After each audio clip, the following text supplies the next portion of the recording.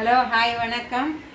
இன்றைக்கி வந்து சித்திரை பிறந்தாச்சு. இந்த சித்திரை வருஷ பருப்பு வந்து தமிழாக இல்லாமல் எல்லாருமே கொண்டாட வேண்டியது. சித்திரை விஷுங்கிறது ஐயப்பனுக்கு ரொம்ப விசேஷமான நாள்.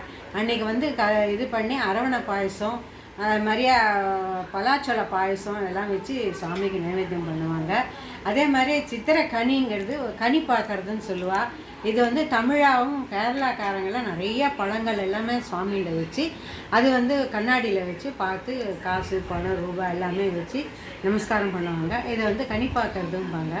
கனி பார்க்கறதும் இருக்குது. நாளைக்கு திரும்பி சித்திரை விஷுன்னு சொல்லிட்டு அது வேறு அதுக்கு தகுந்த மாதிரி செய்கிறமும் செய்வாங்க. இது நம்ம எல்லாருமே சேர்ந்து செய்கிறதுனால நாங்கள் ஒரு சின்ன விசேஷமாக கொண்டாடுவோம்னு சொல்லி ஆற்றுல சமையல்லாம் பண்ணியிருக்கோம். பண்ணது வந்து எப்போ பண்ணுற மாதிரி வந்து கேரளா டிஷ்ஷுங்கிறது அவியல், அப்புறம் உருளைக்கிழங்கு பொரியல், ரசம், இது சக்கரை பொங்கல், கதம்ப சாம்பார் எல்லாம் கலந்து சாம்பார். இது வந்து வித்தியாசமான காலிஃப்ளவர் பகோடா போட்டிருக்கோம். எப்போ பாரு வடை பாயசம் இல்லாமல் அதே மாதிரி நான் ஏற்கனவே வீடியோவில் போட்ட மாதிரி பாதாங்கீர், இது ரவை புளி, இது பருப்பு, இது வந்து ரவையும் இந்த கோழி போட்டு சாப்பிட்றது. இது வந்து வித்தியாசமான ஒரு டிஷ்ஷு. இதெல்லாம் இன்றைக்கி சமையல் பண்ணி வச்சுருக்கோம். இந்த பாதாங்கீர் வந்து இது மேலே பார்த்து பாதாம் பருப்பு முந்திரி பருப்பும் சேர்த்து அரைச்சிட்டு இதை போட்டு இந்த பாலில் கொதிக்க வச்சு செஞ்சுருக்கோம். இது வந்து பாதாங்கீர்.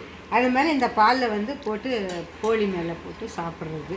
இது வந்து ரவையை பிசைஞ்சு அப்பளம் போட்டு பூரி மாதிரி பண்ணி அது வித்தியாசமான ஒரு பூரி ரெடி பண்ணி அதில் போட்டு சாப்பிட்டா அது ஒரு வித்தியாசமான டேஸ்ட்டாக இருக்கும். குழந்தையிலும் அது கொஞ்சம் சாப்பிட்றதுக்கும் டேஸ்ட்டாக தெரியும். இது ஒரு வித்தியாசமான இதுவாக இருக்கும்.